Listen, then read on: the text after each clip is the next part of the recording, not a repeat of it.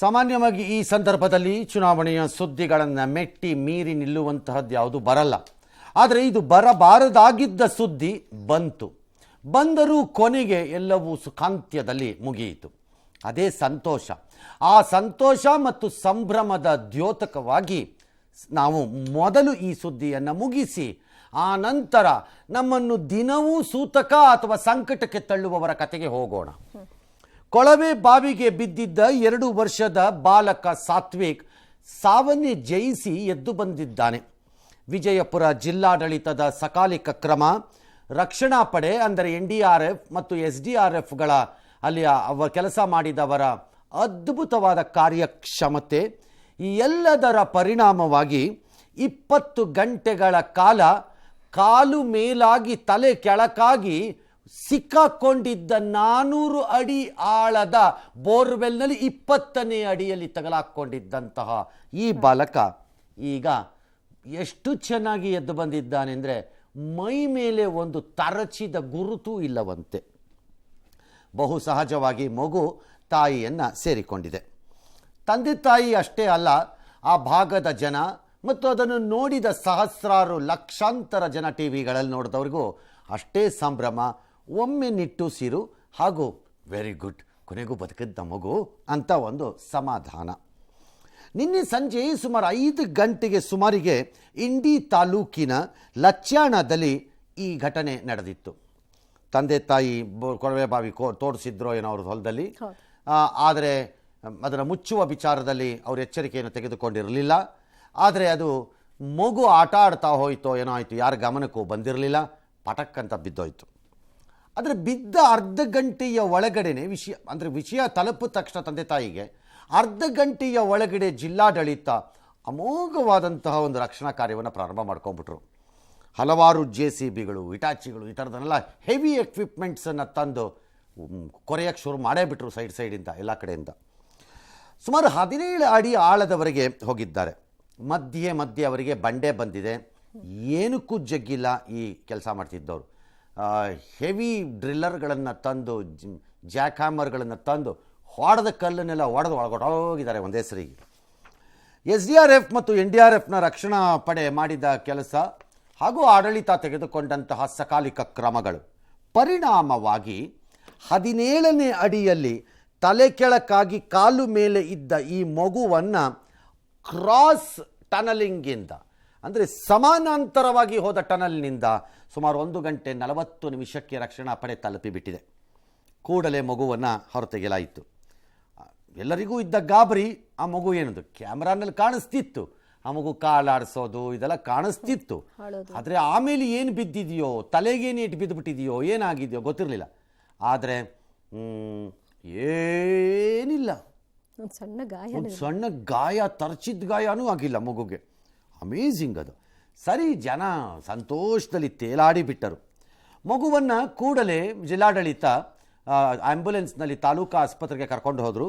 ಅಲ್ಲಿ ಬೇಸಿಕ್ ಆರೋಗ್ಯವನ್ನೆಲ್ಲ ಪ್ರಾಥಮಿಕವಾಗಿ ಪರೀಕ್ಷೆ ಮಾಡಿಕೊಂಡ್ರು. ತದನಂತರ ಆ ಮಗುವನ್ನು ಈಗ ಜಿಲ್ಲಾ ಆಸ್ಪತ್ರೆಗೆ ವಿಜಯಪುರಕ್ಕೆ ಕರ್ಕೊಂಡು ಹೋಗಿದ್ದಾರೆ. ಕಾರಣ ಒಂದಿಷ್ಟು ಟೆಸ್ಟ್ಗಳು ಇದನ್ನೆಲ್ಲ ಮಾಡಿಸ್ಬೇಕು ಅಂತ. Particularly I was so impressed. ಅದು ಯಾರೇ ಆಗಿರ್ಬೋದು, ವೈದ್ಯರ ತಂಡ ಅಥವಾ ಯಾರೇ ಅಧಿಕಾರಿಗಳ ತಂಡ, ನನಗೆ ಗೊತ್ತಿಲ್ಲ. ನಾನು ವಾಸ್ ಎಕ್ಸ್ಟ್ರೀಮ್ಲಿ ಇಂಪ್ರೆಸ್ಡ್ ಆ ಥಾಟ್ ಬಗ್ಗೆ. ಫಸ್ಟು ಒಂದು ಬ್ರೈನನ್ನು ಇದು ಮಾಡಿಸ್ಕೊಂಡಿದ್ದಾರೆ, ಸ್ಕ್ಯಾನ್ ಮಾಡಿಸಿದ್ದಾರೆ. ದಾಟ್ಸ್ ಬ್ರಿಲಿಯಂಟ್ ಡಿಸಿಷನ್ ಅದು ನನ್ನ ಪ್ರಕಾರ. ಯಾಕಂದರೆ ಅದು ಇಗ್ನೋರ್ ಆಗ್ಬಿಡ್ಬೋದಾಗಿತ್ತೇನೋ ಈ ಎಲ್ಲ ಘಟನೆ ಮಧ್ಯದಲ್ಲಿ. ಏನು ಇಲ್ಲ ಅನ್ನೋ ಥರ ವಂಡರ್ಫುಲ್ ಅದ. ಯಾಕಂದರೆ that's a very critical thing ಅವ್ರು ಮಾಡಿದ್ದಾರೆ. ಏನೂ ಇಲ್ಲವಂತೆ, ಮಗು ಆರಾಮಾಗಿದೆ. ಹೌದಾ? ಆಲ್ ರೈಟ್, ಆರಾಮಾಗಿದೆ ಅಂದಮೇಲೆ ಹೇಗೆ ಆರಾಮಾಗಿ ಹಿಂಗೆ ಹೊರಗೆ ಬಂತು ಅನ್ನೋದನ್ನು ನೋಡಬೇಕಲ್ಲ. ಹಾಗೆ ಈಗ ನೀವು ನೋಡ್ತಾ ಇರುವಂಥದ್ದು ಮೊದಲನೆಯ ದೃಶ್ಯಾವಳಿಯನ್ನು ನಿಮ್ಮ ಮುಂದೆ ಹಾಜರುಪಡಿಸ್ತಾ ಇರೋದು. ಇದು ಕ್ಯಾಮೆರಾದಲ್ಲಿ ಕಾಣಿಸ್ತಾ ಇದ್ದ ಆ ಮಗುವಿನ ತಲೆ, ಅದರ ಚಲನವಲನ ಅಳ್ಳಾಡಿಸೋದು ನೋಡಿ. ಅಲ್ಲಿ ಕಾಲನ್ನು ಈಗ ಅಳ್ಳಾಡಿಸತ್ತದು. ಅಂದರೆ ಇದರಿಂದ ಸಿಕ್ಕಿದ್ದ ಅದ್ಭುತವಾದ ಮಾಹಿತಿಯಿಂದ ಮಗು ಬದುಕಿದೆ. ಈ 17ನೇ ಅಡಿಗೆ ತಲುಪಿದಾಗ ಕೊನೆಯ 10-15 ನಿಮಿಷದಲ್ಲಿ ಅದು ಅಳೋದು ಕೇಳಿಸ್ತಾ ಇತ್ತು ಇವರಿಗೆ, ಕ್ಯಾಮ್ರಾಗೆ ಮತ್ತು ಆ ಮೈಕ್ಗೆ. They could hear the child was crying. ಮಗು ಅಳ್ತಾ ಇತ್ತಲ್ಲಿ. ಹಾಗಾಗಿ ಎಲ್ಲರಿಗೂ ಕನ್ಫರ್ಮ್ ಆಗೋಯ್ತು, ಓಹೋ ಬದುಕಿರೋದು ಅಷ್ಟೇ ಅಲ್ಲ, ಇದು ಆಕ್ಟಿವ್ ಆಗಿದೆ ಈ ಮಗು ಅಂತ. ಎರಡನೆಯದು ನೀವು ನೋಡೋದು ಸಮಾನಾಂತರವಾಗಿ ಕೊರೆದಿರುವಂತಹ ಇದು ಬೋರ್ವೆಲ್, ಇದು ಸಮಾನಾಂತರ, as simple as it is ಅಷ್ಟೇ. ನೇರ ಆಗಲ್ಲ, ಹೋಗೋಕ್ಕೆ ಸಾಧ್ಯನೇ ಇಲ್ಲ, ಇಂಪಾಸಿಬಲ್. ಹಾಗಾಗಿ ಸಮಾನಾಂತರಕ್ಕೆ ಹೋಗಿರ್ತಾರೆ, ಹೀಗೆ ಕ್ರಾಸ್ ಮಾಡಿರ್ತಾರೆ. ಅದನ್ನು ನೀವು ನೋಡ್ತಾ ಇದ್ದೀರಿ. ಆ್ಯಂಡ್ ಅನ್ಬಿಲೀವಬಲಿ ಲಕ್ಕಿ ಏನಪ್ಪ ಅಂತಂದರೆ 400 ಅಡಿ ಆಳ ಇದ್ದರೂ ಅದು ಜಸ್ಟ್ 16-17 ಅಡಿನಲ್ಲೇ ಅದು ಸಿಕ್ಕಾಕ್ಕೊಂಡಿರೋದು. ಇನ್ನೂ ಆಳ ಆಗ್ಬಿಟ್ಟಿದ್ರೆ ಭಾಳ ಕಷ್ಟ ಆಗ್ತಾ ಇತ್ತು. ಇಟ್ ವುಡ್ ಹ್ಯಾವ್ ಟೇಕನ್ ಎಷ್ಟು ಗಂಟೆ ಆಗ್ತಿತ್ತೋ, ಎಷ್ಟು ದಿನ ಆಗ್ತಿತ್ತೋ, ಏನಾಗ್ತಿತ್ತೋ ಕತೆ. 17 ಫೀಟೇ ಆಗಿದ್ದರಿಂದ ಅಷ್ಟು ಸಹಾಯ ಆಗಿದೆ. ಸರಿ, ಈ ಹಂತದಲ್ಲಿ ಮಗು ಮೂರನೇ ದೃಶ್ಯ ಅಮ್ಮ ಅಂತ ಅದು ಅಳುತ್ತಾ ಇದೆ. ಅದು ಗೊತ್ತಿರೋದು ಅದು ಒಂದೇ ತಾನೇ ಈಗ ಆ ಹಂತದಲ್ಲಿ. ಅದೇನದು, ಯಾರಾದರೂ ಹೆಲ್ಪ್ ಮಾಡಿ please, oh my god please come ಅಂತ ಕೂಗಕ್ಕಾಗತ್ತೆ ಏನದು? ಏನಿಲ್ಲ, 2 ವರ್ಷದ ಮಗು, ಅದು ಗೊತ್ತಾಗಿರೋದು ಒಂದೇ ಪದ. ಇಲ್ಲ ಅಪ್ಪ ಇರುತ್ತೆ, ಇಲ್ಲ ಅಮ್ಮ ಇರುತ್ತೆ, ಎರಡರಲ್ಲಿ ಒಂದು ಪದ ಬಂದಿರುತ್ತೆ ಅದಕ್ಕೆ, ಹೆಚ್ಚಾಗಿ ಅಷ್ಟು ಬಂದಿರುತ್ತೆ ಅದಕ್ಕೆ. ಕೂಗ್ತಾ ಇತ್ತು ಮಗು. ನೀವು ನೋಡ್ತೀರಾ ಅದನ್ನು ಒಂದ್ಸರಿ ನೋಡೋಣ.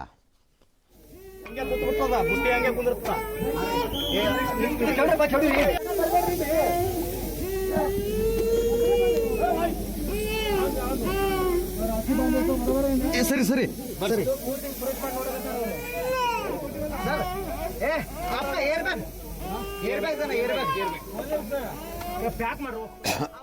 ಅಮೇಝಿಂಗ್. ನೆಕ್ಸ್ಟ್ ನೀವು ಸೀನ್ ನೋಡೋದು ಈಗ ರಕ್ಷಣೆ ಆಗಿದ್ದ ಕ್ಷಣ.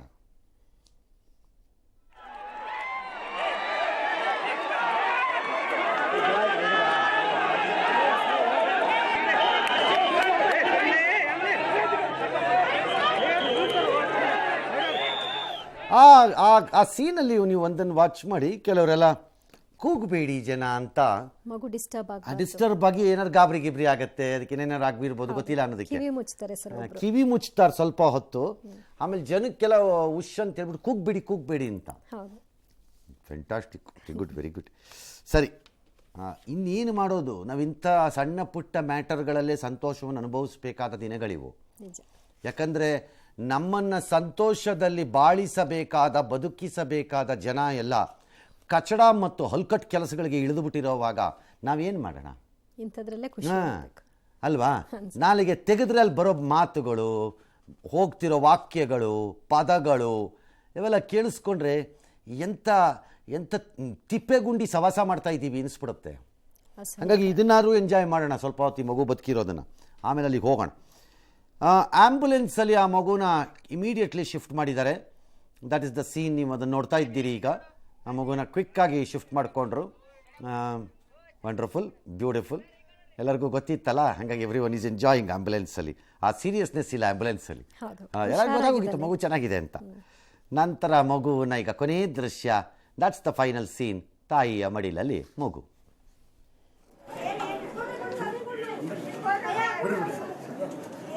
तो 17.5 फीट की हाइट पे आके फंस गया।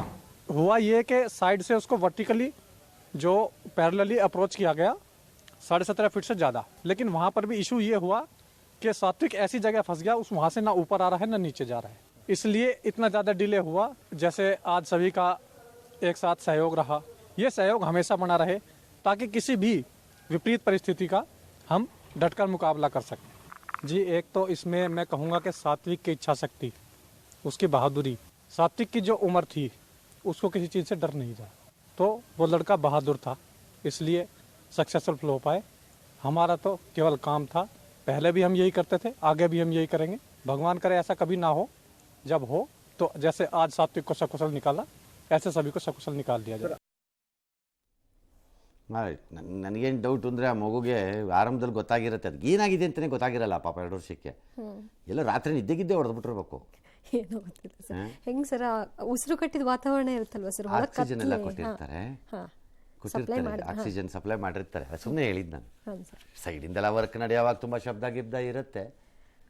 ಡಿಗ್ ಮಾಡುವಾಗ ಇನ್ನೂ ವೈಬ್ರೇಟ್ ಆಗ್ತಾ ಇನ್ನೂ ಕೆಳಗೆ ಹೋಗೋ ಚಾನ್ಸಸ್ ಇರುತ್ತೆ. ಯಾವಾಗಲೂ ಅದು ಅಪಾಯಗಳೇ ಅಲ್ಲಿರೋದು, ಅದೇ ಅಪಾಯ. ಹಂಗೆ ಮಾಡೋವಾಗ ಒಂದೊಂದು ಸರ್ತಿ ವೈಬ್ರೇಷನ್ಗೆ ಕುಸ್ಬಿಟ್ಟು ಒಳಗೆ ಹೋಗ್ಬಿಟ್ರೆ ಏನು ಮಾಡೋದು? ಅದು ಆಗಿದೆ ಹಿಂದೆ ಕೆಲವು ಘಟನೆಗಳಲ್ಲಿ. ಬಟ್ ಇಲ್ಲಿ ಅಪ್ಪ ಅಮ್ಮ ಒಂದು ತಪ್ಪು ಮಾಡಿಲ್ಲ ಸರ್, ಅದ್ರ ಮೇಲೆ ಮಣ್ಣು ಹಾಕ್ಬಿಡೋದು ಗಾಬರಿಗೆ, ಏನೋ ಮಾಡಕ್ ಹೋಗಿ ಬಿದ್ದೋಗಿರೋವಾಗ, ಬಿದ್ದಿದ ತಕ್ಷಣ ನೋಡಕ್ ಹೋದಾಗ ಅದೇನೂ ಆಗಿಲ್ಲ ಸರ್. ಇಲ್ಲಿ ತಕ್ಷಣಕ್ಕೆ ಅದನ್ನ ನೋಡ್ಕೊಂಡಿದ ತಕ್ಷಣ ಕೆಲವರು ಮಣ್ಣು ಅಲ್ಲಿ ಇದ್ದಿದ್ದ ಮಣ್ಣೇ ಸರಿಸ್ಬಿಡ್ತಾರಲ್ಲ ಸರ್, ಮಗು ಮೇಲೆ ಬೀಳೋದು ಅದೆಲ್ಲ ಆಗುತ್ತಲ್ಲ ಸರ್. ಹಾಗಾಗಿರ್ಬೋದು, ಬಟ್ ಇದು ಕ್ವಿಕ್ಕಾಗಿ ಸ್ಟಾರ್ಟ್ ಆಗಿದೆ ವರ್ಕು. ಅರ್ಧ ಗಂಟೆಯಲ್ಲೇ ಸ್ಟಾರ್ಟ್ ಆಗಿದೆ. ಇನ್ನು ಸಾತ್ವಿಕ್ ಬದುಕಿ ಬಂದಿರೋದು ಅವರ ತಂದೆ ತಾಯಿ ಸಂಬಂಧಿಕರು ಗ್ರಾಮಸ್ಥರ ಸಂತಸಕ್ಕೆ ಪಾರವೇ ಇಲ್ಲದಂತಾಗಿತ್ತು. ಸಾತ್ವಿಕ್ ಬದುಕಿ ಬರಲೆಂದು ಗ್ರಾಮಸ್ಥರು ಘಟನಾ ಸ್ಥಳದಲ್ಲೇ ಪೂಜೆ ಪುನಸ್ಕಾರವನ್ನ ಮಾಡಿದ್ರು. ಕೋಟ್ಯಾಂತರ ಜನರ ಒಂದು ಹಾರೈಕೆಯ ಪ್ರಾರ್ಥನೆಯ ಫಲ ಮಗು ಬದುಕಿ ಬಂದಿದೆ. ದೇವರ ಪವಾಡ ಅಂತಲೇ ಕೆಲವರು ಕುಟುಂಬಸ್ಥರು ಭಾವಿಸ್ತಾ ಇದ್ದಾರೆ. ತಮ್ಮ ಪೂಜೆ ಫಲ ಕೊಟ್ಟಿದೆ, ಅದಕ್ಕೆ ಸಾತ್ವಿಕ್ಗೆ ನಮ್ಮ ದೈವ ಸಿದ್ದಪ್ಪ ಮುತ್ಯಾನ ಹೆಸರಿಡ್ತೀವಿ ಅಂತ ಕೂಡ ಕುಟುಂಬಸ್ಥರು ಹೇಳ್ಕೊಂಡಿದ್ದಾರೆ. ಇದೇ ವೇಳೆ ಅವಿರತವಾಗಿ ಶ್ರಮಿಸಿದ ರಕ್ಷಣಾ ಸಿಬ್ಬಂದಿಗೆ ಧನ್ಯವಾದವನ್ನ ಸಮರ್ಪಿಸೋದನ್ನ ಮರಿಲಿಲ್ಲ. ಸಿಎಂ ಸಿದ್ದರಾಮಯ್ಯ, ಡಿಸಿಎಂ ಡಿಕೆ ಶಿವಕುಮಾರ್, ಮಾಜಿ ಸಿಎಂ ಯಡಿಯೂರಪ್ಪ, ಕುಮಾರಸ್ವಾಮಿ ಸೇರಿದಂತೆ ರಾಜಕಾರಣಿಗಳೆಲ್ಲರೂ ಕೂಡ ರಕ್ಷಣಾ ತಂಡವನ್ನು ಅಭಿನಂದಿಸಿದ್ದಾರೆ. ಮಗು ಬದುಕಿ ಬಂದಿರುವುದಕ್ಕೆ ಸಂತಸವನ್ನು ವ್ಯಕ್ತಪಡಿಸಿದ್ದಾರೆ. ಖುಷಿಯಾಗ್ಯದ್ರಿ, ಸಿದ್ದಪುತ್ತ ಹೊಳಿ ಹುಟ್ಟು ಬಂದಂಗೈತ್ರಿ, ಸಿದ್ದಪುತ್ತ ಹೊಟ್ಟೆ ಹುಟ್ಟು ಬಂದಂಗೈತ್ರಿ. ಸಾತ್ವಿಕ್ ಮತ್ತೆ ಬದುಕ್ ಬಂದ, ನಮ್ಗೆ ಫುಲ್ ಖುಷಿ ಆಗ್ತಿದೆ. ನಮಗೆ ಸಿದ್ಲಿ ಮುತ್ತನ ಪವಾಡ ಅಂತ ತಿಳ್ಕೊತೀವಿ. ಎಲ್ಲ ದೇವ್ರ ಮೇಲೆ ಭಾರ ಹಾಕಿ ಕೂತಿದ್ವಿ ನಾವು. ಆಮೇಲೆ ಆ ದೇವರೇ ಮತ್ತೆ ಹುಟ್ಟಿ ಬಂದು ಹೋಗಿ ಮಾಡ್ದ. ಫುಲ್ ಖುಷಿ ಆಗ್ತಿದೆ ನಮಗೆ. ನಾವೆಲ್ಲ ನಮ್ಮ ಮಗನ ಕಳ್ಕೊತೀವಿ ಅಂತ ಅನ್ಕೊಂಡಿದ್ವಿ. ಅಷ್ಟರಲ್ಲಿ ನಮಗೆ ಮತ್ತೆ ಸಿದ್ಲಿ ಮುತ್ತನ ಧೈರ್ಯ ಕೊಟ್ಟ. ಬರ್ತಾ ಬರ್ತಾ ಬರ್ತಾ ನಿಮ್ಮ ಮಗ ಬದುಕ್ತಾನೆ ಅಂತ ಧೈರ್ಯ ಬಂತು ನಮಗೆ. ನಾವು ಅದಕ್ಕೆ ಆ ಮುತ್ತನ ಹೆಸರೇ ಕರಿತೀವಿ ನಾವು, ಸಿದ್ಲಿಂಗೇಶ್ವರ ಮುತ್ತನೆ. ಚೆಸ್ಟ್ ಕ್ಲಿಯರ್ ಇದೆ, ವಾಯ್ಸ್ ಬರ್ತಾ ಇದೆ, BP ನಾರ್ಮಲ್ ಇದೆ, ಪಲ್ಸ್ ನಾರ್ಮಲ್ ಇದೆ, ಟೆಂಪರೇಚರ್ ನಾನೇ ಮತ್ತೆ ನೋಡಿದೀನಿ ನಾರ್ಮಲ್ ಇದೆ. ಮಗು ಅಳತಾ ಇದೆ ಅಂದ್ರೆ ನಾರ್ಮಲ್ ಆಗಿದೆ ಅಂತ. ಪೆಟ್ಟು ಎಲ್ಲಿ ಆಗಿಲ್ಲ, ಎಲ್ಲಿಯೂ ಗಾಯ ಅಂತಕ್ಕಂಥದ್ದು ತರ್ಚಿದ ಗಾಯನೂ ಆಗಿಲ್ಲ. CT ಸ್ಕ್ಯಾನ್ ನಾರ್ಮಲ್ ಬರ್ತಂದ್ರೆ ನಾಳೆ ನಾಡ್ದ ಅವ್ರ ಮನ್ಯಾಗ ಹುಡುಗ ಆಡ್ತಿರ್ತದೆ. 2 ವರ್ಷದ ಮಗು ಸಾತ್ವಿಕ್ 18-17 ಗಂಟೆ ಕೊಳವೆ ಬಾವಿ ಇತ್ತು. ಆ ವೈದ್ಯಾಧಿಕಾರಿಗಳು ಎಲ್ಲ ಸಿಬ್ಬಂದಿಗಳು ಸೇರಿ ಆ ಮಗುವನ್ನ ಜೀವಂತ ಹೊರಗಡೆ ತಂದಿದ್ದಾರೆ. ಅದಕ್ಕಾಗಿ ನೀವೆಲ್ಲ ಅಭಿನಂದನೆಯನ್ನು ಸಲ್ಲಿಸಬೇಕು ಅಂತ ಹೇಳಕ್ಕೆ ಅನಿಸಿದ್ದೇನೆ. ನಿಜಕ್ಕೂ ಸಹ ಇದೊಂದು ಪವಾಡ ದೃಶ್ಯವಾದಂತ ಘಟನೆ. ಆ ಮಗು 100 ವರ್ಷ ಕಾಲ ಬದುಕಿ ಒಳ್ಳೆಯ ಒಂದು ಕೆಲಸವನ್ನ ಮಾಡಲಿ ಅಂತೇಳಿ ನೀವೆಲ್ಲರೂ ಹಾರೈಸಬೇಕು ಅಂತ ನಿಮ್ಮಲ್ಲಿ ಪ್ರಾರ್ಥನೆ ಮಾಡ್ತೇನೆ. ಆಲ್ರೈಟ್, ಪವಾಡ ಐ ಡೋಂಟ್ ನೋ, ನಂಗೆ ಗೊತ್ತಿಲ್ಲ. ದೇವರ ಮೇಲೆ ನಂಬಿಕೆ, ಪವಾಡಗಳ ನಂಬಿಕೆ ಒಳ್ಳೆಯದು. ಕಷ್ಟ ಕಾಲದಲ್ಲಿ ಆ ಥರ ನಂಬಿಕೆಗಳೇ ನಮ್ಮನ್ನು ಗಟ್ಟಿಯಾಗಿಡತ್ವೆ. But give the credit to the team. ರಕ್ಷಣಾ ತಂಡಗಳಿಗೆ ಅನುಮಾನನೇ ಇಟ್ಕೋಬಿಡಿ ಯಾರುವೆ. They have done a brilliant job. Plus ನನ್ನ ಪ್ರಕಾರದಲ್ಲಿ ಸಾಯಿಲ್ ಕಂಡೀಷನ್ಸ್ ಅವ್ರಿಗೆ ತುಂಬ ಚಾಲೆಂಜ್ ಮಾಡಿಲ್ಲ. ವಿಪರೀತವಾದ ಸರ್ಪ್ರೈಸ್ಗಳನ್ನ ತಂದಿಲ್ಲ ಒಳಕ್ಕೆ ಹೋಗ್ತಿದ್ದಂಗೆನೇನೆ. ಈ ಎಲ್ಲದರ ಮಧ್ಯೆ ಅವ್ರಿಗಿದ್ದಂತಹ ಅನುಭವಗಳು ಮತ್ತು ಹಿಂದಿನ ಹಲವಾರು ಪ್ರಕರಣಗಳನ್ನು ಈ ಟೀಮ್ಗಳು ಹ್ಯಾಂಡಲ್ ಮಾಡಿರೋದು, ಅದರಿಂದ ಕಲಿತಿರಬಹುದಾದ ಪಾಠಗಳು ಮತ್ತು ಅತ್ಯಂತ ಬೇಗ ಈ ಕಾರ್ಯಾಚರಣೆ ಪ್ರಾರಂಭ ಆಗಿರೋದು, ಅದಕ್ಕೆ ಬೇಕಾಗದ ಎಕ್ವಿಪ್ಮೆಂಟ್ಗಳು ಕ್ವಿಕ್ಕಾಗಿ ರೀಚ್ ಆಗೋಕ್ಕಾಗಿರೋದು, ಈ ಎಲ್ಲವುಗಳ ಕಂಬೈನ್ಡ್ ಎಫರ್ಟ್ ಅದು. ಅಫ್ಕೋರ್ಸ್ ನಿಮ್ಮ ನಂಬಿಕೆ ನಿಮ್ಗಳ ಪ್ರಕಾರ ತಲೆ ಕೆಳಗಾಗಿ ಬೇರೆ ಬಿದ್ದಿದ್ರೆ that's okay, that's all right ಅಲ್ವಾ. ಆದರೆ ಈ ಕೊಳವೆ ಬಾವಿ ದುರಂತ ಇದೇನು ಮೊದಲಲ್ಲ. ನನಗೆ ಇನ್ನೂ ಚೆನ್ನಾಗಿ ನೆನಪಿದೆ ನನ್ನ ಆರಂಭದ TV ದಿನಗಳದು. ನಾನು ಇನ್ನೊಂದು ಟಿವಿನಲ್ಲಿ ಕೆಲಸ ಮಾಡ್ತಾ ಇದ್ದಂತಹ ದಿನ ಅದು, ಆರಂಭದ ದಿನಗಳದು. ಆಗ ನನಗೆ ಈ ಥರದ್ದೇ ಒಂದು ಆಗಿತ್ತು ಅಂತೇನೋ ನೆನಪು ನನಗೆ. ಹಾಂ, ಕೊಳವೆ ಬಾವಿನಲ್ಲಿ ಆಗ ನಾನು ಒಂದು ಪೈಪ್ ಹಿಡ್ಕೊಂಡು ಹೋಗೋದನ್ನೆಲ್ಲ ತೋರಿಸ್ಬಿಟ್ಟಿದ್ದೆ, ಹೆಂಗಾಗತ್ತದು ಏನು ಅಂತ. ಭಾಳ ಜನ ಜೋಕ್ ಮಾಡಿದ್ರು ನನಗೆ, ಇವನೇನು ಪೈಪೆಲ್ಲ ಹಿಡ್ಕೊಂಬತ್ತಾನೆ ನ್ಯೂಸಲ್ಲಿ ಅಂತ, ಸಿಂಪಲ್ ಆಗಿ ಎಕ್ಸ್ಪ್ಲೈನ್ ಮಾಡಬೇಕು ಅಂತ ನನ್ನ ಉದ್ದೇಶ ಇತ್ತು. ಆಮೇಲೆ ನಂಗೆ ಜೋಕ್ ಮಾಡಿದ್ರು, ಅದು ಪ್ರಶ್ನೆ ಬೇರೆ. ಈಗ ಏನಕ್ಕೆ ಹೇಳ್ತಾ ಇದ್ದೀನಿ ಅಂದರೆ, ಇನ್ನೂ ನಾವು ಹೇಗೆ ಅದನ್ನು ಪಾಠ ಕಲಿತಾ ಇಲ್ಲ ಅಂತ ಇಷ್ಟೆಲ್ಲ ಘಟನೆಗಳಾದ್ರೂ ಇದಕ್ಕೆ ಸರ್ಕಾರ ಬ್ಲೇಮ್ ಮಾಡಬೇಡಿ. ಏನು ಮಾಡುತ್ತಿದೆ ರಾಜ್ಯ ಸರ್ಕಾರ, ಮುಖ್ಯಮಂತ್ರಿಗಳೇ ರಾಜೀನಾಮೆ ಕೊಡಿ ಅಂತ ಕೇಳೋದಲ್ಲ ಇದು. ನೋ ಗೌರ್ಮೆಂಟ್ ಕ್ಯಾನ್ ಇದು ಕಷ್ಟ. ನೀವು ಕಂಡು ಕಡೆ ಬಾವಿ ತೋಡ್ಕೊಳ್ತಿದ್ದಾಗ ನೀವು ಕಂಡು ಕಡೆ ಸರಿಯಾಗಿ ಮಾಡದೆ ಹೋದರೆ which government can take responsibility ಇದಕ್ಕೆಲ್ಲ? ಇದು ನಮ್ಮ ಜವಾಬ್ದಾರಿ. ಆಯಾಯ ಊರಿನ ಮಂಡಲ ಪಂಚಾಯಿತಿಗಳು ಮನಸ್ಸು ಮಾಡಿದ್ರೆ ಅವರ ವ್ಯಾಪ್ತಿಯಲ್ಲಿ ತೋಡಬಹುದಾದ ಒಂದೇ ಒಂದು ಬೋರ್ವೆಲ್ನಲ್ಲಿ ಹಿಂಗಾಗದೇ ಇರೋಂಗೆ ನೋಡ್ಕೋಬೋದು. ಯಾಕಂದರೆ ಪಂಚಾಯಿತಿಗೆ ಗೊತ್ತಿಲ್ಲದೆ ಬೋರ್ವೆಲ್ ತೋಡಿರೋಕ್ಕಾಗಲ್ಲ, ಅಷ್ಟು ಸಣ್ಣ ವ್ಯಾಪ್ತಿಲಿ ಇರುತ್ತದು. ಇದು 2 ದಿನದ ಹಿಂದೆ 2 ದಿನನೋ 26 ದಿನನೋ SOPಗಳನ್ನು ಫಾಲೋ ಮಾಡಬೇಕು. ಸ್ಟ್ಯಾಂಡರ್ಡ್ ಗೈಡ್ಲೈನ್ಸ್ ಪಂಚಾಯಿತಿಗಳೇ ಕಾಪಾಡಬೇಕು. ಇದನ್ನು ಕಾಪಾಡೋದಾದರೆ ಪೊಲೀಸ್ ಲೆವೆಲಲ್ಲೂ ಆಗಲಿಕ್ಕಿಲ್ಲ. ಪೊಲೀಸ್ ಸ್ಟೇಷನ್ಗೂ ದೊಡ್ಡ ವ್ಯಾಪ್ತಿ ಬಂದ್ಬಿಡುತ್ತೆ, 10 ಹಳ್ಳಿ ಬರುತ್ತೆ, 16 ಹಳ್ಳಿ ಬರುತ್ತೆ. ಪಂಚಾಯಿತಿ ಹಂಗಲ್ಲ, ಅವರೇ ನಿಭಾಯಿಸಬಹುದು. ಏನೂ ಆಗುತ್ತೆ. ಒಂದು ಹಳೆ ಕಥೆಗಳು ನೋಡೋಣ ಬೇಕಾದ್ರೆ. ಅದಕ್ಕೆ CM ಹಾಕಿದ್ದಾರೆ ಟ್ವೀಟು, ಅಮಾಯಕ ಜೀವ ಬಲಿಯಾಗತ್ತೆ, ನೀರು ಬಾರದ ಮತ್ತು ಬತ್ತಿದ ಕೊಳವೆ ಬಾವಿ ಏನಾರಿದ್ರೆ ಮುಚ್ಚಿಬಿಡಿ ದಯವಿಟ್ಟು. ಈ ಘಟನೆಗೆ ಪುನಃ ಜಾಗ್ರತೆ ತೋರಿಸಿ ನಿರ್ಲಕ್ಷ್ಯ ಮಾಡಬೇಡಿ ಅಂತ ಕೇಳಿದ್ದಾರೆ. ಇಟ್ಸ್ ಎ ಪ್ರಾಪರ್ ರಿಕ್ವೆಸ್ಟ್ ಅದು ನನ್ನ ಪ್ರಕಾರ.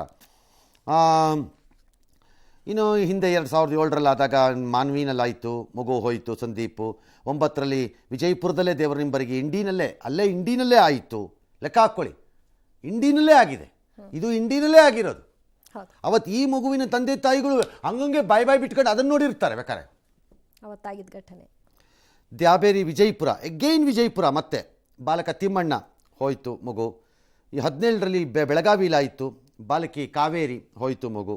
ಈಗ ಪುಣ್ಯಕ್ಕೆ ವಿಜಯಪುರ ಬಂದಿದೆ. So Vijayapura seems to be out of 3-5 ಘಟನೆಯಲ್ಲಿ ಕಳೆದ 7 ವರ್ಷದಲ್ಲಿ 3 ಅಲ್ಲಿಂದಾನೇ ಇದ್ದಂಗಿದೆ. ವಿಜಯಪುರ ಸಮ್ ಸೆನ್ಸಿಟೈಸೇಷನ್ ಏನಾದ್ರು ಮಾಡಬೇಕೇನೋ. ಜೊತೆಗೆ ಸ್ಟೇಟು ಇನ್ನೊಂದನ್ನು ಮಾಡಬೇಕು ಅಂತ ನನಗೆ ಅನ್ನಿಸ್ತಿದೆ. ಗೊತ್ತಿಲ್ಲ ನಿಮ್ಗೆ ಆಗತ್ತೋ ಬಿಡತ್ತೋ ನನಗೆ, I don't know. RDPR minister ಮಾಡ್ತೀರೋ ಅಥವಾ ಯಾರು ಮಾಡ್ತೀರೋ ನನಗೆ. ಈಗ ಸರ್ಕಾರ ಬೇರೆ ಇದು ಮಾಡಲ್ ಕೋಡ್ ಆಫ್ ಕಾಂಡಕ್ಟ್ ಇದೆ. ದಟ್ ಈಸ್ ಬೋರ್ವೆಲ್ಗಳು ರಿಜಿಸ್ಟರ್ ಆಗಿರಬೇಕು ಅಂತ ನಾನು ಅಂದ್ಕೊಂಡಿದ್ದೀನಿ. ಗಾಡಿಗಳು ಅವ್ರಿಗೊಂದು ಸ್ಟ್ಯಾಂಡರ್ಡ್ ರೂಲ್ ಮಾಡಬೇಕು. ನಿನ್ನೆ ತೋಡ್ತೀರಿ, ನಾಳೆ ಮೋಟ್ರ್ ಹಾಕ್ತಿರೋ, ನಾಳಿದ್ದು ಮೋಟ್ರ್ ಹಾಕ್ತಿರೋ, ಒಂದು ವಾರ ಬಿಟ್ಕೊಂಡು ಮೋಟ್ರ್ ಹಾಕ್ತಿರೋ ನೀವು, ಅಂದರೆ ಸಬ್ಮರ್ಸಿಬಲ್ ಪಂಪನ್ನು, ನೀವು ಅದ್ರದ್ದು ಕ್ಯಾಪನ್ನು ತಗೊಂಡು ಗಾಡಿಯ ಭಾಗವಾಗಿ ವೆಲ್ಡಿಂಗ್ ಯೂನಿಟ್ ಇಟ್ಕೊಂಡು ಅದನ್ನು ವೆಲ್ಡ್ ಮಾಡಿಬಿಡಬೇಕು ಅಂತ ಹೇಳ್ಬಿಡ್ಬೇಕು. ಫಸ್ಟ್ ಅದನ್ನು ಮಾಡ್ಕೋಬೇಕು. ನೀರು ಬಂದ ಕೂಡಲೇ ವೆಲ್ಡ್ ಮಾಡಿಬಿಡಿ, ಕ್ಯಾಪ್ ಹಾಕ್ಬಿಟ್ಟು ವೆಲ್ಡ್ ಮಾಡಿಬಿಡಬೇಕು ಅಂತ ಮಾಡಿಬಿಡ್ಬೇಕು. ಅದನ್ನು ಮಾಡದಿದ್ದರೆ ಅಪಾಯಗಳು. ಆದರೆ ಆ ಬೋರ್ವೆಲ್ನ ಮಾಲೀಕನೇ ನೇರವಾಗಿ ಹೊಣೆಗಾರ ಅಂತ ಹೇಳಿ ಸಾಮಾಜಿಕವಾದ ಇದರ ಜವಾಬ್ದಾರಿನ ಪಂಚಾಯತಿಗೆ ಒಪ್ಪಿಸಿ. ಏನಾದ್ರು ಒಂದು ಮಾಡಿ. ಪದೇ ನಾವು ಹೇಳ್ತೀವಿ, ನೀವು ಮಾಡಲ್ಲ. ಹಿಂಗೆ ಮಾಡಿದಾಗ ಅಂತ ಕೂಗಾಡ್ತೀರಿ ಎಲ್ಲರೂ. ಎಸ್, ರಾಜ್ಯದಲ್ಲಿ ಮೊದಲ ಹಂತದಲ್ಲಿ 14 ಕ್ಷೇತ್ರಗಳಿಗೆ ಏಪ್ರಿಲ್ 26ರಂದು ನಡೆಯುವ ಲೋಕಸಭಾ ಚುನಾವಣೆ. ಇದೀಗ ನಾಮಪತ್ರ ಸಲ್ಲಿಕೆ ಅವಧಿ ಮುಕ್ತಾಯವಾಗಿದೆ. ಕೊನೆಯ ದಿನವಾದ ಇವತ್ತು ಘಟಾನುಘಟಿಗಳು ತಮ್ಮ ಶಕ್ತಿ ಪ್ರದರ್ಶನ ಮಾಡುವ ಜೊತೆಗೆ ನಾಮಿನೇಷನ್ ಮಾಡಿದ್ರು. ಮಂಡ್ಯದಲ್ಲಿ ಮಾಜಿ ಸಿಎಂ ಕುಮಾರಸ್ವಾಮಿ ನಾಮಪತ್ರ ಸಲ್ಲಿಕೆ ಮಾಡಿದ್ದಾರೆ. ಬಿಎಸ್ವೈ ಇದಕ್ಕೆ ಸಾಕ್ಷಿಯಾದರು. ಬೆಂಗಳೂರು ಗ್ರಾಮಾಂತರದ ಬಿಜೆಪಿ ಅಭ್ಯರ್ಥಿ ಸಿಎನ್ ಮಂಜುನಾಥ್ ಉಮೇದುವಾರಿಕೆ ಸಲ್ಲಿಸಿದ್ರು. ಡಾಕ್ಟರ್ ಪರ ಯಡಿಯೂರಪ್ಪ, ಕುಮಾರಸ್ವಾಮಿ, ಗೋವಾ ಸಿಎಂ ಪ್ರಮೋದ್ ಸಾವಂತ್ ಮತ್ತು ಇತರರು ಭೇಟಿ ಕೊಟ್ಟರು. ಇವತ್ತು ಒಳ್ಳೆ ದಿನ ಅಂತ ಡಿಕೆ ಸುರೇಶ್ ಮತ್ತೊಮ್ಮೆ ನಾಮಪತ್ರ ಸಲ್ಲಿಕೆ ಮಾಡಿದ್ರು. ಎದುರಿಗೆ ಸಿಕ್ಕ ಮೈತ್ರಿ ಅಭ್ಯರ್ಥಿ ಡಾಕ್ಟರ್ ಸಿಎನ್ ಮಂಜುನಾಥ್ಗೆ ಶುಭಾಶಯ ತಿಳಿಸಿದ್ರು. ಡಿಕೆ ಸುರೇಶ್ ಆಗಮಿಸಿದ ಸಂದರ್ಭದಲ್ಲಿ ಮೋದಿ ಪರ ಘೋಷಣೆಗಳು ಮೊಳಗಿದ್ವು. ಇದಕ್ಕೆ ನಗುತ್ತಲೇ ಕನ್ನಡ ಬಾವುಟ ತೋರಿಸಿದ್ರು. ಇನ್ನು ಬೆಂಗಳೂರು ದಕ್ಷಿಣದಲ್ಲಿ ನಾಮಪತ್ರ ಸಲ್ಲಿಸಿದ ತೇಜಸ್ವಿ ಸೂರ್ಯಗೆ ಕೇಂದ್ರ ಸಚಿವ ಅನುರಾಗ್ ಠಾಕೂರ್ ಜೊತೆಯಾದರು. ಹಾಸನದಲ್ಲಿ ಪ್ರಜ್ವಲ್ ನಾಮಪತ್ರವನ್ನು ಸಲ್ಲಿಸಿದ್ರು. ಆದರೆ ಬಿಜೆಪಿಯ ಪ್ರೀತಂ ಗೌಡ ಗೈರಾದ್ರು. ಸಂಜೆ ನಡೆದ ಸಮನ್ವಯ ಸಮಿತಿಯಿಂದಲೂ ಕೂಡ ಪ್ರೀತಂ ಗೌಡ ಅಂತರ ಕಾಯ್ದುಕೊಂಡ್ರು. ಇನ್ನು ಸಮನ್ವಯ ಸಭೆಯಲ್ಲಿ ಎಚ್ಡಿ ರೇವಣ್ಣ, ಪ್ರಜ್ವಲ್ ಇರೋದನ್ನು ಗಮನಿಸಿ ಬಿಜೆಪಿಯ ದೇವರಾಜೇಗೌಡ ಹಾಗೆಯೇ ವಾಪಸ್ಸಾಗ್ಬಿಟ್ರು. ಇನ್ನು ಚಿಕ್ಕಬಳ್ಳಾಪುರದಲ್ಲಿ ಡಾಕ್ಟರ್ ಸುಧಾಕರ್, ಚಿತ್ರದುರ್ಗದಲ್ಲಿ ಗೋವಿಂದ ಕಾರಜೋಳ, ಬಿಎನ್ ಚಂದ್ರಪ್ಪ, ತುಮಕೂರಿನಲ್ಲಿ ಮುದ್ದಹನುಮೇಗೌಡ, ಮಂಗಳೂರಿನಲ್ಲಿ ಬ್ರಿಜೇಶ್ ಚೌಟ ನಾಮಪತ್ರ ಸಲ್ಲಿಸಿದ್ರು. ಕೋಲಾರದಲ್ಲಿ ಕಾಂಗ್ರೆಸ್ ಗುಂಪುಗಾರಿಕೆ ಕಾರಣ ಗೌತಮ್ 2 ಬಾರಿ ನಾಮಪತ್ರ ಸಲ್ಲಿಸಬೇಕಾಯಿತು. ಈವರೆಗೂ ಒಟ್ಟು 358 ನಾಮಪತ್ರ ಸಲ್ಲಿಕೆಯಾಗಿವೆ. ನಾಳೆ ನಾಮಪತ್ರಗಳ ಪರಿಶೀಲನೆ ಕಾರ್ಯ ನಡೆಯುತ್ತೆ. ನಾಮಪತ್ರ ಹಿಂಪಡೆಯಲು ಮಾರ್ಚ್ 8 ಕೊನೆ ದಿನ.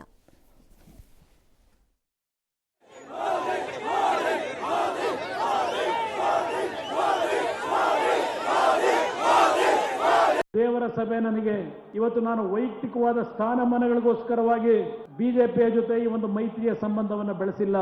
ಈ ವೇದಿಕೆ ಮುಖಾಂತರ ಮಂಡ್ಯ ಜಿಲ್ಲೆಯ ಜನತೆಗೆ ನಾನು ಮನವಿ ಮಾಡ್ತೇನೆ, ನಿಮ್ಮ ಧ್ವನಿಯಾಗಿ ಯಾವ ಮೇಕೆದಾಟು ಇರಲಿ, ಕಾವೇರಿ ಅಪ್ಪರ ಭದ್ರಾ ಇರಲಿ, ಮಹದಾಯಿ ಇರಲಿ, ಈ ಎಲ್ಲಾ ನೀರಾವರಿ ಯೋಜನೆಗಳಿಗೆ ಕೇಂದ್ರ ಸರ್ಕಾರದಿಂದ ಅನುಮತಿಯನ್ನು ನಾವು ತರದೇ ಇದ್ರೆ ಮತ್ತೆಂದು ರಾಜಕೀಯದಲ್ಲಿ ಮುಂದುವರಿಯತಕ್ಕಂಥ ಪ್ರಶ್ನೆ ಇಲ್ಲ. ನನಗೆ ಒಂದು ಬಾರಿ ಅವಕಾಶವನ್ನ ಕೊಡಿ, ನಾನು ನಿಮ್ಮ ಜೊತೆ ಇರ್ತೇನೆ. ಕಳೆದ ಬಾರಿ ಬಿಜೆಪಿ ಅಭ್ಯರ್ಥಿಗೆ 6,70,000 ಮತಗಳು ಬಂದಿತ್ತು. ಆದರೆ ಈ ಬಾರಿ ಏನಾಗಿದೆ, ಬಿಜೆಪಿ ಜೊತೆ JDS ಚುನಾವಣೆಯಲ್ಲಿ ಜಯ ಗಳಿಸೋದು ಡೆಫಿನೆಟ್ ಅಂತಾನೆ ಹೇಳಬೇಕಾಗುತ್ತೆ. ಮತ್ತೊಂದು ಸೆಟ್ಟನ್ನು ನಾಮಪತ್ರವನ್ನು ಒಳ್ಳೆ ಗಳಿಗೆ ಅಂತೇಳಿ ಸಲ್ಲಿಸಿದ್ದೇನೆ. ಬಿಸಿಲಿನ ಧಗೆ ಕೆಳಗಡೆ ಚುನಾವಣಾ ಪ್ರಚಾರ ಮಾಡಬೇಕಾಗಿದೆ. ಸಾಕಷ್ಟು ಜನ ಅಭ್ಯರ್ಥಿಗಳು ಕೂಡ ಅರ್ಜಿಯನ್ನು ಹಾಕಿದ್ದಾರೆ. ಸಿಕ್ಕಿದ್ರು, ಆರೋಗ್ಯ ವಿಚಾರಿಸಿದ್ವಿ, ಇಷ್ಟು ಮಾಡಿದ್ವಿ. All right. ಒಬ್ರು ಎದುರಿಗೆ ಸಿಕ್ಕಾಗ ಇನ್ನೊಬ್ಬರನ್ನ ರೇಗಿಸೋ ರೀತಿಯಲ್ಲಿ ಕೂಗೋದು ಮಾಡೋದು ಅದೆಲ್ಲ ಇರುತ್ತೆ. ಅದಕ್ಕೆ ಹಂಗೆ ಪ್ರತಿಕ್ರಿಯೆ ಇರಬೇಕು. ಇವ್ರು ನಾಮಿನೇಷನ್ ಹಾಕಕ್ಕೆ ಹೋದಾಗ ಅವರು ನಾಮಿನೇಷನ್ ಹಾಕಕ್ಕೆ ಬಂದಾಗ ಸಹಜವಾಗಿ ಅಲ್ಲಿ ಗುಂಪುಗಳಿರುತ್ತವೆ. It's all right, take it in a right spirit ಅಷ್ಟೇ. ಅದನ್ನ ಬಹಳ ದೊಡ್ಡ ಅಫೆನ್ಸ್ ಆಗಿ ತಗೋಬಾರ್ದು ಯಾರುವೆ. ಅದು ಮೋದಿ ಅಂದ್ರು ಅಷ್ಟೇ, ನಾಳೆ ಡಿ ಕೆ ಅಂದ್ರೂ ಅಷ್ಟೇ, ಎರಡೂ ಅಷ್ಟೇ ನಾನು ಹೇಳೋದು. ಈ ಥರದ ಸಂದರ್ಭಗಳಲ್ಲಿ ಅದನ್ನೆಲ್ಲ ಆ ರೈಟ್ ಸ್ಪಿರಿಟಲ್ಲಿ ತಗೊಳಕ್ಕೆ ಸ್ಟಾರ್ಟ್ ಮಾಡಿದ್ರೆ ಅಷ್ಟು ಚೆನ್ನಾಗಿ ತಿಳಿಯಾಗಿ ನಡೆಯುತ್ತೆ. ಇಲ್ದಿದ್ರೆ ಕೆಟ್ಟದಾಗಿ ನಡೆಯುತ್ತೆ ಚುನಾವಣೆ. ಓಕೆ. ಹಾಂ, ಯಾವನವನು ಕಪಾಳ ಕೊಡ್ದು ಬಿಡ್ತೀನಿ ಅಂತ ಶಿವರಾಜ್ ತಂಗಡಗಿ ರೀತಿಯಲ್ಲೋ, ಅಥವಾ ಅದ್ಯಾವುದೋ ಮಧ್ಯಪ್ರದೇಶದಲ್ಲೋ, ಉತ್ತರಾಖಂಡ್ ಬಿಹಾರದಲ್ಲ ಎಲ್ಲ ಒಬ್ಬ ಮಂತ್ರಿ ಕಾಂಗ್ರೆಸ್, ಮತ್ತು ಬಿಹಾರ ಅಲ್ಲ ಬೇರೆ ಕಡೆ ಎಲ್ಲ ಒಂದು ಅವನು ಈ ಮೋದಿ ಇದನ್ನೆಲ್ಲ ಬಂದು ಎದುರುಗಡೆ ಸಿಕ್ಕಿದ್ರೆ ಲಾಠಿ ತೊಗೊಂಡು ಬಾರಿಸ್ಬೇಕು ಅಂತ ಹೇಳಿದ್ದಕ್ಕೆ ಅಲ್ಲಿ ಜನ ನಾವು ಮೋದಿ ಪರಿವಾರ ಮೊದಲು ನಮ್ಗೆ ಓಡಿ ಲಾಠಿನಲ್ಲಿ ನಿಂತಿದ್ದಾರಂತೀಗ. ಹಾಗೋ ಮಾಡಬಾರ್ದು, ಹೌದು, ಅದಲ್ಲ ರಾಜಕಾರಣ, ಅದಲ್ಲ ಅಷ್ಟೆ.